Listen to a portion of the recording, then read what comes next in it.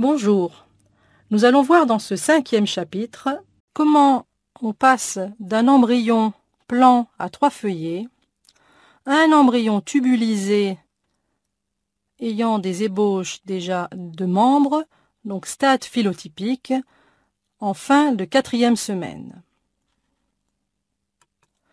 Il s'agit d'une étape de développement où, vous le verrez, les modifications de cet embryon vont être très importantes, puisque d'un embryon plan, on passe à un embryon réellement à 3 dimensions. Nous verrons successivement dans ce cours la fermeture de l'embryon dans sa partie dorsale, puis la fermeture de l'embryon dans sa partie ventrale. Ensuite, nous aborderons l'organisation segmentaire de cet embryon depuis sa partie crâniale jusqu'à sa partie caudale et le début du développement cardiaque, pour terminer par le stade phylotypique. Même si ces événements vont vous être présentés de façon séquentielle, ils vont se dérouler de façon simultanée au cours de cette 4e semaine. La fermeture du tube neural constitue la fermeture dorsale de cet embryon. Nous avions commencé à aborder ces événements dans le cours précédent. Si vous vous souvenez, cette fermeture du tube neural se fait suite à des mécanismes d'induction du mésoblaste axial ou notocorde.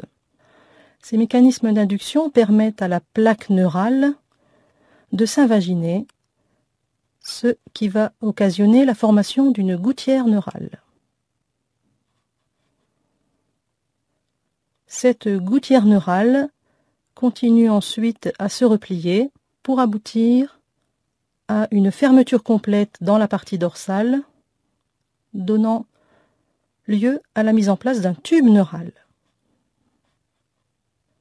Ce tube neural se ferme sur la longueur de l'embryon.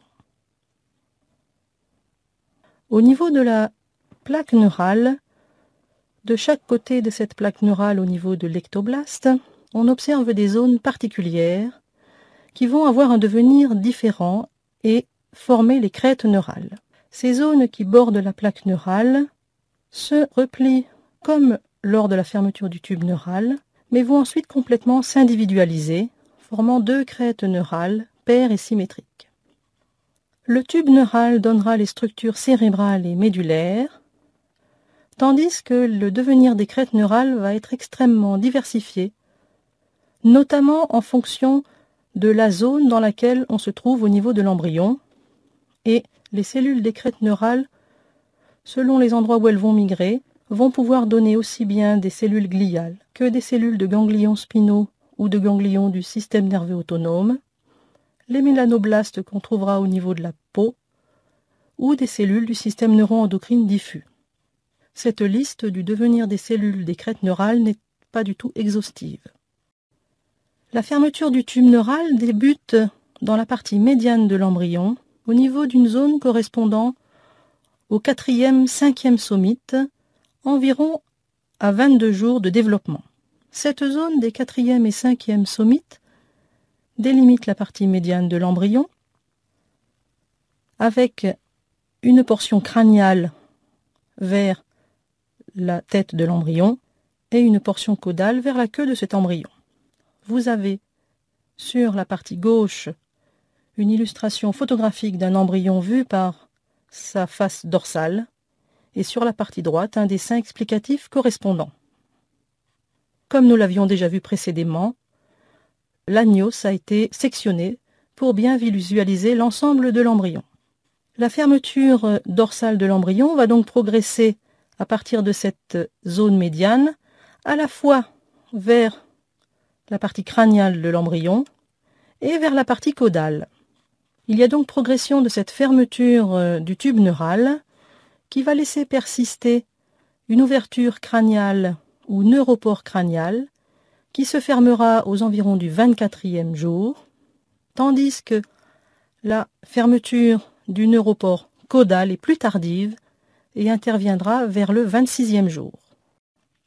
La fermeture de ce tube neural dans la partie crâniale va aboutir à la formation de vésicules cérébrales. Lorsqu'on atteint les 25e jours environ, on dénombre 3 vésicules cérébrales, le prosencéphale, illustré en marron sur la photographie de gauche, le mésencéphale, qui est en bleu clair, et le rhombencéphale, qui apparaît en gris. Le reste du tube neural fait suite au rhombencéphale. Ces 3 vésicules vont ensuite se subdiviser pour aboutir, vers le 35e jour, à 5 vésicules cérébrales, puisqu'en effet le prosencéphale se subdivisera en télencéphale, ici en rose, et en diencéphale, qui est en marron, tandis que le rhombencéphale se subdivisera, lui, en métencéphale, qui a été illustré en gris, et en myélencéphale, qui est en bleu. Il existe au niveau de ces structures cérébrales une segmentation des zones sous forme de neuromères. On dénombre ainsi 5 neuromères au niveau du prosencéphale, parmi lesquels un neuromère télencéphalique et 4 neuromères diencéphaliques, 2 neuromères au niveau du mésencéphale et 8 neuromères au niveau du rhombencéphale, que l'on appelle également rhombomère. Abordons maintenant la fermeture ventrale de l'embryon. Nous allons analyser successivement la fermeture ventrale dans l'axe transversal de l'embryon ou médiolatéral, et ensuite la fermeture ventrale de l'embryon dans l'axe sagittal ou crânio-caudal. Du fait d'une croissance importante de la cavité amniotique et d'une croissance beaucoup plus faible de la vésicule vitelline, il va y avoir un repliement de l'embryon dans sa partie ventrale. Voici donc figuré un embryon coupé dans le sens transversal, au niveau duquel vous reconnaissez la cavité amniotique en bleu, la vésicule vitelline en jaune, le mésoblaste en rose et, à l'extérieur de cet embryon, le celome extra-embryonnaire.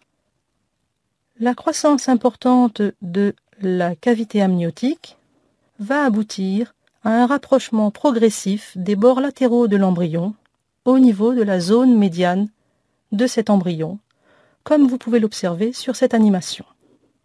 Notez également, au fur et à mesure de ce développement, l'évolution de la taille de cet embryon qui vous est figurée par la réglette dans le bas de l'animation. Cette fermeture ventrale de l'embryon va permettre d'individualiser complètement le celome intra-embryonnaire du celome extra-embryonnaire. Vous avez donc ici l'embryon en coupe transversale, sur laquelle vous pouvez reconnaître la cavité amniotique, l'ectoblaste en noir, le mésoblaste en bleu et l'entoblaste en rouge. Vous vous souvenez que le celome intra-embryonnaire est formé par la division du mésoblaste latéral, qui aboutit à la formation de la somatopleure et de la splanchnopleure intra-embryonnaire, délimitant ce celome intra-embryonnaire. Voyons maintenant le devenir de ce celome intra-embryonnaire lors de l'applicature ventrale de cet embryon. Au fur et à mesure que l'embryon va se replier, ce celome intra-embryonnaire va se retrouver entièrement individualisé du celome extra-embryonnaire. Vous avez ici sur la même diapositive les 2 stades successifs correspondant à l'applicature ventrale de l'embryon. On y reconnaît la cavité amniotique, l'ectoblaste, la somatopleure intra- et extra-embryonnaire, la splanchnopleure intra-embryonnaire et l'entoblaste embryonnaire et vitellin.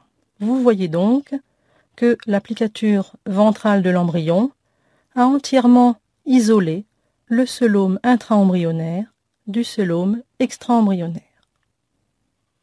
Cette fermeture de l'embryon dans le plan transversal permet donc le passage d'un embryon plan tel qu'il vous est figuré dans le schéma du haut à un embryon tubulaire tel qu'il vous est figuré dans le schéma du bas. Le schéma du bas vous illustre également que selon l'endroit où on se trouve dans l'embryon au niveau rostral ou crânial, médian ou caudal, on pourra observer une organisation spatiale des différents éléments embryonnaires qui va quelque peu différer. Voyons donc comment ceci s'organise à différentes sections de cet embryon. Nous allons démarrer par ce qui concerne la formation de la cavité péritonéale. Le schéma du haut vous illustre l'embryon tubulaire en 3 dimensions, avec une coupe passant au niveau rostral, juste au-dessus de la zone ombilicale. L'animation en bas vous présente les modifications qui interviennent au niveau de cet embryon dans la zone de coupe au fur et à mesure qu'évolue l'applicature ventrale ou fermeture ventrale de cet embryon dans le sens transversal. Cette applicature ventrale aboutit à la délimitation de la partie haute de la cavité péritonéale, à la délimitation de l'intestin moyen et, pour cette zone de l'embryon, à la délimitation d'une zone permettant la mise en place de l'ébauche hépatique. Si l'on se place de façon plus caudale dans cet embryon, caudalement par rapport à la région ombilicale, on va là également délimiter la cavité péritonéale dans sa partie caudale. L'organisation des schémas est la même que précédemment, et vous pouvez voir ici, dans l'animation, la fermeture de l'intestin postérieur, la délimitation de la cavité péritonéale qui va être tapissée par de la somatopleure sur son versant pariétal, tandis que l'intestin lui-même est délimité par de la splanchnopleur.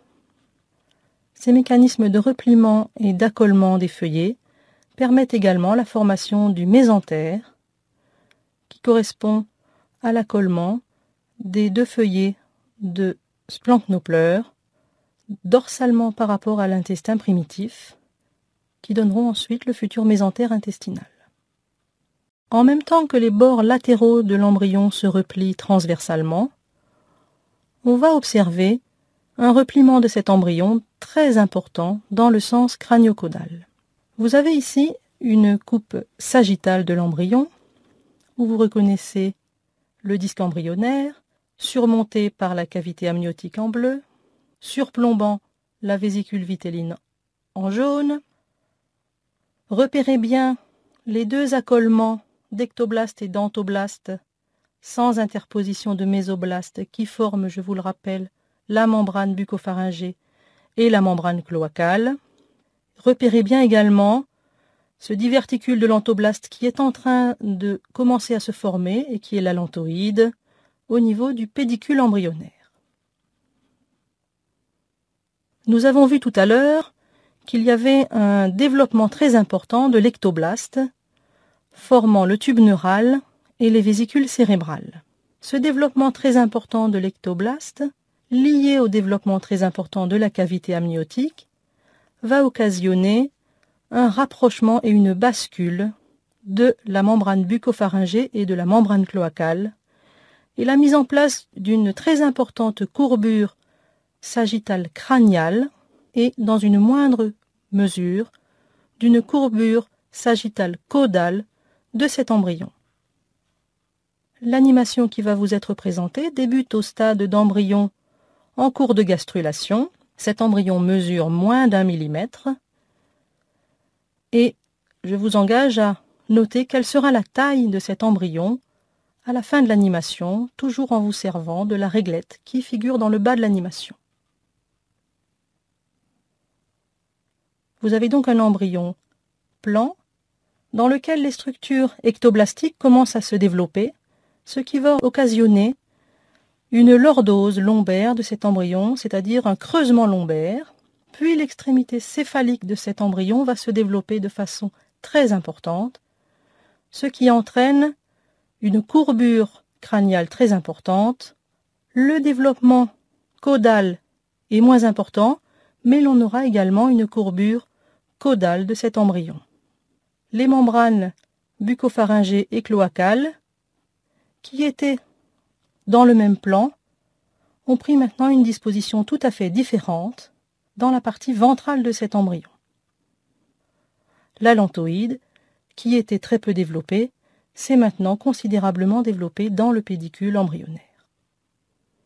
On aboutit donc à une constriction de la zone d'émergence de la vésicule vitelline, ce qui va délimiter, dans le plan sagittal, la zone ombilicale. Cet embryon qui faisait moins d'1 millimètre fait maintenant près de 3 millimètres. Arrêtons-nous un instant sur cette délimitation de la zone ombilicale. Vous avez toujours l'embryon en coupe sagittale, sur lequel vous pouvez observer la cavité amniotique au-dessus du disque embryonnaire, la vésicule vitelline à la partie ventrale de l'embryon, la lantoïde et la membrane bucco-pharyngée et cloacale. Les zones d'extrémité de la membrane bucco-pharyngée et de la membrane cloacale délimitent une zone de réflexion de l'ectoblaste avec l'amnios, ce qui délimite la zone ombilicale ou futur ombilique. À ce stade de développement de l'embryon, cette zone ombilicale représente à peu près les 3/4 de la taille de cet embryon. On est donc en présence d'un embryon très largement ouvert à sa face ventrale, cette ouverture donnant sur la vésicule vitelline. Au fur et à mesure du développement de cet embryon, cette zone ombilicale va se restreindre, se refermer, pour finalement se résumer au cordon ombilical, dont il ne persistera à la naissance que l'ombilic. Vous pouvez donc vous-même mesurer le chemin parcouru dans la fermeture de cette zone ombilicale entre ce stade d'embryon en train de se replier et la naissance. Cette diapositive vous illustre sur des photos d'embryons les événements aboutissant à la délimitation embryonnaire, ce qui permet donc de passer d'un embryon plan à un embryon véritablement constitué en 3 dimensions par la fermeture dorsale du tube neural, la fermeture ventrale de l'embryon et la délimitation ombilicale. Comme vous pouvez le noter, ces modifications tout à fait spectaculaires de cet embryon vont se faire en quelques jours. Nous allons maintenant aborder l'organisation segmentaire de cet embryon. C'est-à-dire que nous allons voir ensemble comment se met en place l'organisation des structures du tube neural et l'organisation des somites de façon concomitante dans l'espace. Vous allez ainsi pouvoir apprécier qu'il y a une correspondance assez étroite entre les niveaux observés au niveau du tube neural et les niveaux observés au niveau des somites. Le développement du neurectoblaste dans sa partie tout à fait crâniale, au niveau des vésicules cérébrales, se fait, nous l'avions vu, sous l'induction du mésoblaste axial. C'est une induction des cellules de l'aire précordale qui aboutit à la différenciation du prosencéphale, tandis que le développement et la différenciation du mésencéphale et du rhombencéphale sont sous la dépendance d'un déterminisme issu de la corde ou notocorde.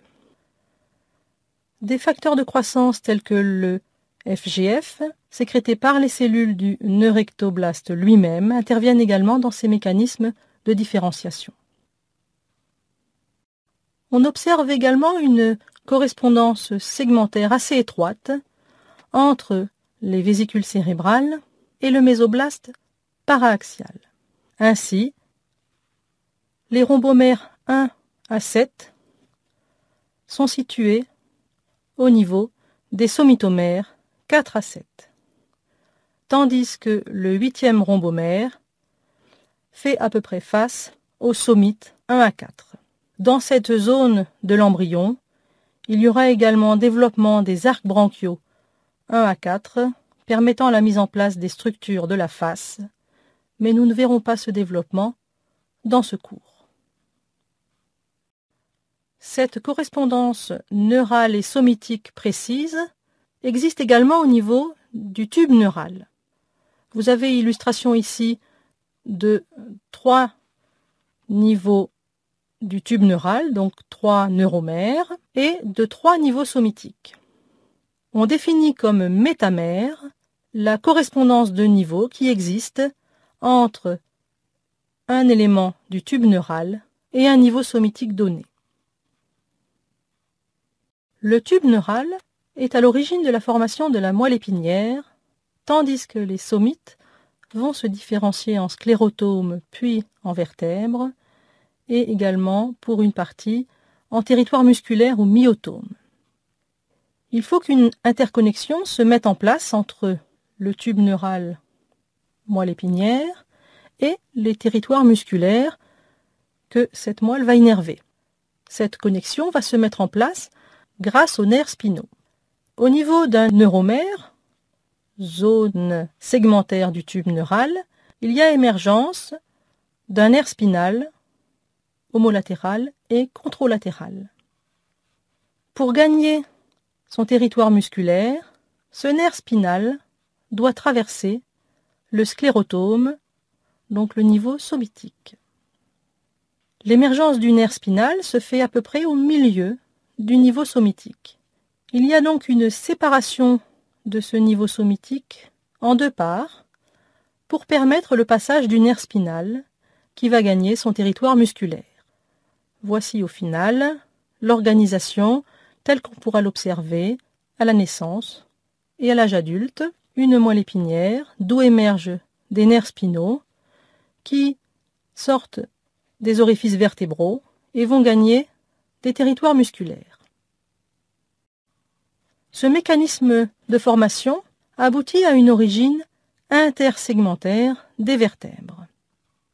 Vous avez ici une schématisation de face de 3 niveaux somitiques, donc de 3 paires de somites, donnant ensuite 3 paires de sclérotomes qui vont être à la base de la formation des vertèbres. Ces vertèbres sont illustrées sur cette deuxième partie du schéma de profil. Et vous comprenez tout à fait que une vertèbre est issue de la partie caudale du somite rostral et de la partie rostrale du somite caudal. Les vertèbres ont donc bien une origine intersegmentaire, puisque chaque vertèbre est issue de 2 niveaux somitiques différents. Ce schéma vous montre la correspondance entre l'organisation segmentaire des sclérotomes et l'organisation segmentaire des vertèbres issues de ces sclérotomes. La partie rostrale du premier sclérotome cervical contribuera à la formation de la base de l'os occipital, tandis que la partie caudale du 8e sclérotome cervical contribue à la formation de la partie rostrale de la première vertèbre thoracique. Ceci vous illustre comment on peut aboutir à la formation de 7 vertèbres cervicales à partir de 8 niveaux de sclérotomes cervicaux. Nous avons vu précédemment la fermeture du tube neural embryonnaire jusqu'au stade de fermeture des neuropores. Ceci correspond à la neurulation primaire. Le tube neural adulte va comporter des segments supplémentaires issus d'une neurulation secondaire. Au niveau embryonnaire, on dénombrera donc dans un premier temps 31 somites qui sont en correspondance avec les segments issus de la neurulation primaire, puis le développement ultérieur de somites supplémentaires au niveau des zones de neurulation secondaire. La partie droite de la diapositive vous détaille l'ensemble de ces somites occipitaux cervicaux, thoraciques, lombaires et sacrés, qui sont en correspondance avec les niveaux neurologiques de la neurulation primaire, puis les somites coccygiens qui sont en correspondance avec la neurulation secondaire. Les 4 paires de somites occipitaux sont situés au niveau des derniers rhombomères. Les 8 paires de somites cervicaux sont au niveau des nerfs spino-cervicaux. Les 12 paires de somites thoraciques sont au niveau des paires de nerfs thoraciques. Les 5 paires de somites lombaires sont au niveau des paires de nerfs spinal lombaires, tandis que les 5 somites sacrés n'ont en correspondance que 2 paires de nerfs spino-sacrés.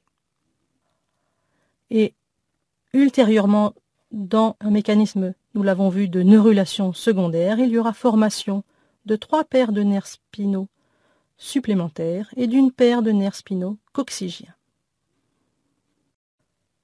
Voyons maintenant plus en détail le devenir de ces somites qui vont constituer la base de l'organisation axiale segmentaire crânio-caudale de l'embryon dans son organisation vertébrale et musculaire. Ce schéma vous illustre l'organisation d'une coupe transversale de l'embryon que vous commencez maintenant à bien connaître, avec au niveau dorsal la cavité amniotique, au niveau ventral la vésicule vitelline et au niveau du mésoblaste latéral les feuillets de splanchnopleure et somatopleure qui délimitent le celome.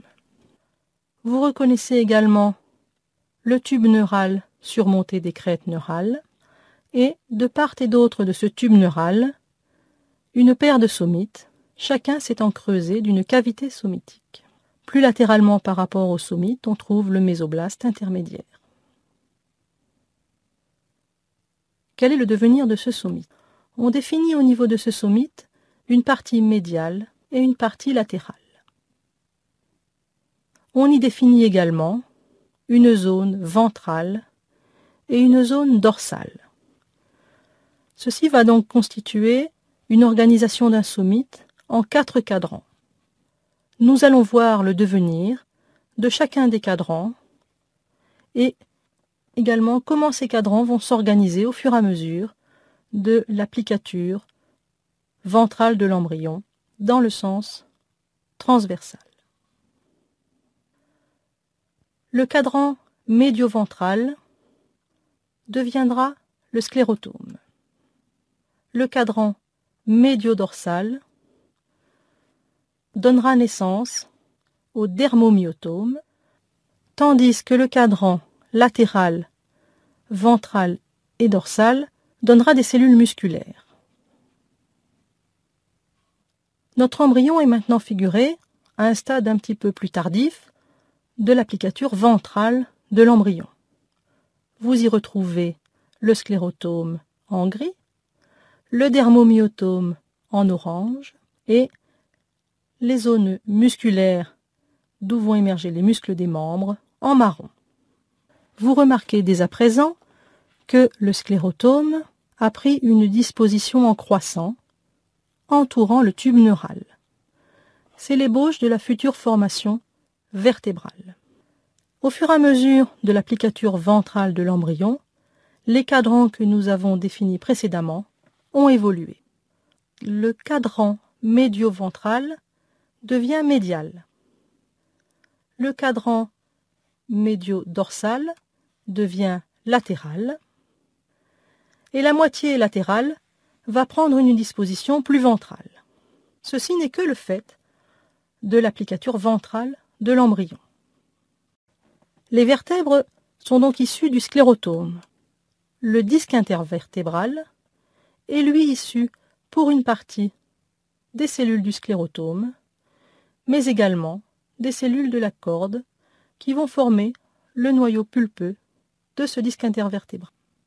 Le dermomyotome va, lui, se subdiviser en dermatome, qui donnera le revêtement cutané, et en myotome, donnant des cellules musculaires.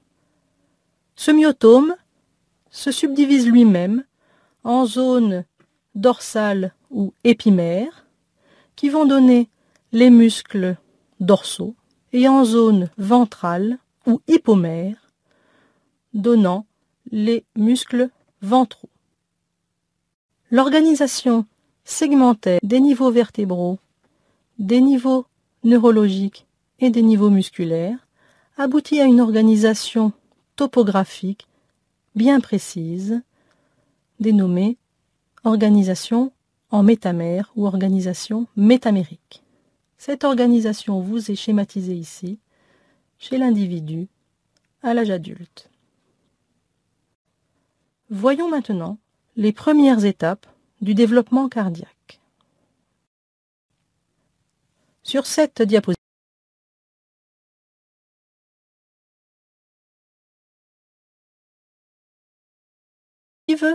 vous avez dans la partie haute un embryon vu par sa face dorsale. Comme précédemment, l'amnios a été sectionné, ce qui permet de voir la totalité du disque embryonnaire.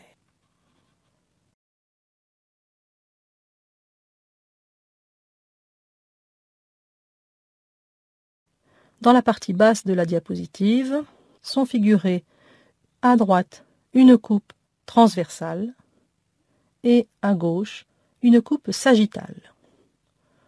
Nous maintiendrons ces niveaux de coupe dans toute la suite de l'exposé.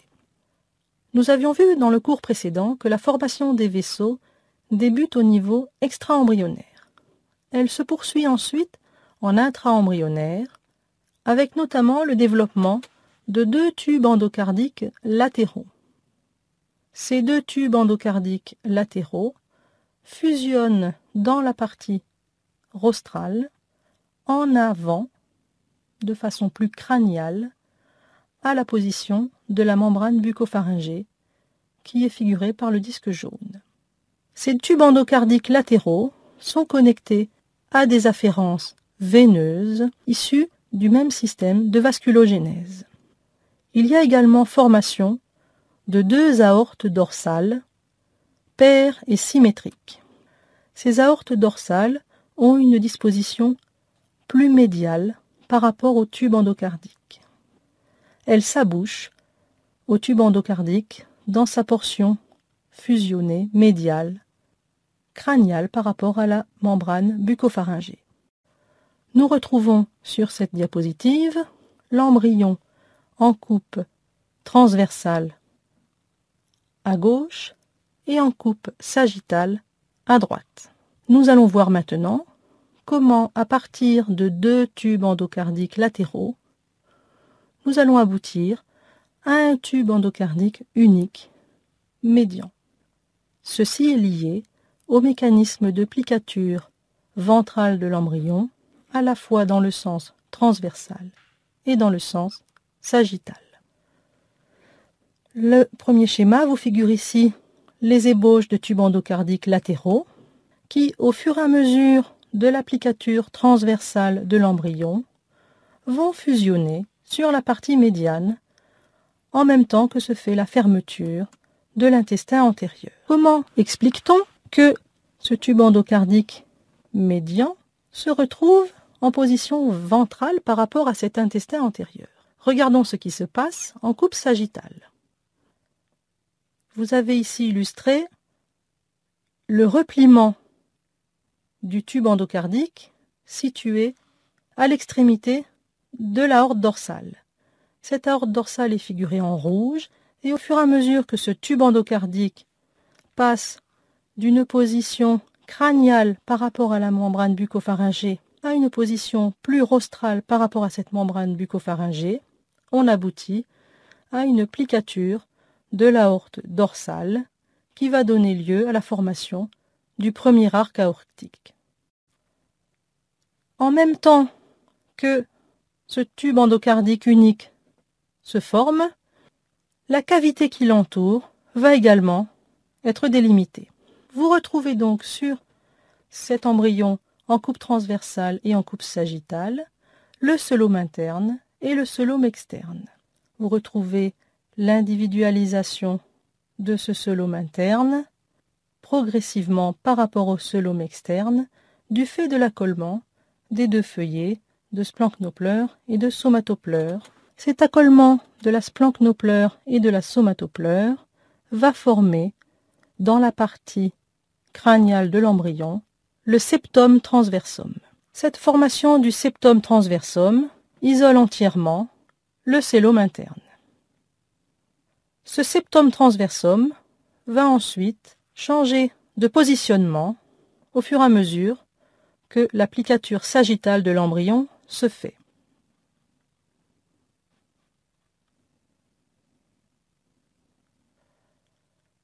L'ébauche cardiaque a donc bien une disposition ventrale par rapport à l'intestin antérieur. Le septum transversum, quant à lui, délimitera dans la partie crâniale de ce cœlome interne la cavité pleuropéricardique et plus caudalement, on retrouvera la cavité péritonéale. Le septum transversum correspond donc, vous l'avez deviné, au futur diaphragme. La cavité pleuropéricardique est donc finalement tapissée sur sa face pariétale par de la somatopleure, sur sa face viscérale par de la splanchnopleure, et la paroi cardiaque est donc formée du revêtement du tube endocardique médian, des feuillets de splanchnopleure et de sécrétions acellulaires qui se trouvent entre ces deux feuillets, ce qui va former la paroi du tube cardiaque primitif. Nous avions vu précédemment, au niveau intestinal, la formation du mésentère. Il se passe un événement relativement similaire au niveau de la cavité pleuropéricardique. En effet, à la partie dorsale du tube endocardique, il y a également fusion des deux feuillets homo- et contralatérales de splanchnopleure, comme cela vous est figuré par les flèches rouges. Cet accolement va former le mésocarde dorsal. À la différence du mésentère, ce mésocarde dorsal sera transitoire et ne persistera pas. Nous allons maintenant achever ce cours relativement dense par l'observation de l'embryon au stade phylotypique en fin de 4e semaine ou début de 5e semaine. Lors de cette période charnière, 4e, 5e semaine, l'embryon tel qu'il vous est figuré est organisé dans son axe crânio-caudal par un système vertébral en cours de formation. On observe à la partie ventrale l'émergence d'une zone ombilicale et à laquelle est appendue la vésicule vétéline, ainsi que d'un renflement cardiaque.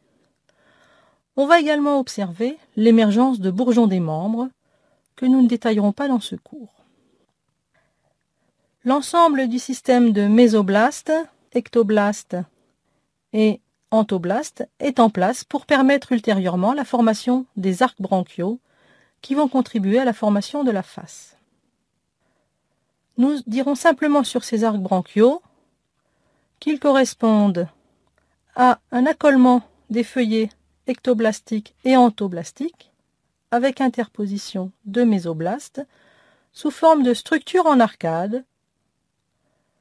On identifie des poches ectoblastiques et des poches entoblastiques aux faces de ces feuillets, et le développement de ces arcs bronchiaux sera détaillé en 2e année. Le stade phylotypique est un stade embryonnaire que l'on retrouve dans de nombreuses espèces. C'est donc un stade, une sorte de passage obligé de l'ensemble du développement embryonnaire. Vous avez sur cette diapositive des embryons de diverses espèces observés à ce stade phylotypique. Il y a une certaine homogénéité dans les structures observables à ce moment-là, dans l'organisation des vésicules cérébrales en cours de formation, la définition d'un renflement cardiaque, les ébauches des membres. Toutefois, lorsqu'on connaît relativement bien le développement de chacune des espèces, il est possible de différencier ces embryons les uns par rapport aux autres. Nous avons ainsi terminé ce cours sur le développement embryonnaire. Vous allez ensuite aborder les cours du Dr Hoffman concernant le développement du placenta et nous reviendrons ensuite ensemble sur le développement du cordon ombilical et les grossesses gémellaires. Je vous remercie de votre attention.